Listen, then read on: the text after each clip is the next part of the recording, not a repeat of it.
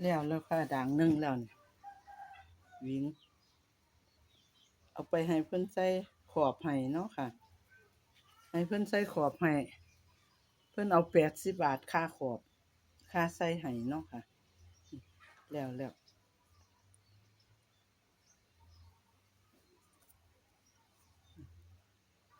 หาเที่ยอยากไปสอนตัวออดเนาะ กุ้มได้โดนอยู่ดอกค่ะดังหนึ่งก็ได้กุ้มได้โดนอยู่นี่ล่ะค่ะสารได้เนาะ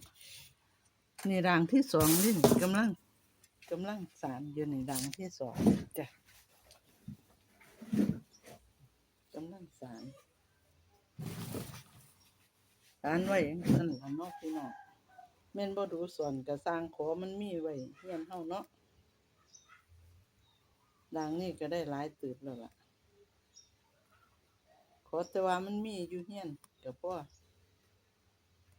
สอนปีละเที่ยก็2เที่ยก็สร้างหัวมันตัวเนาะเฮาอยู่ซื่อๆ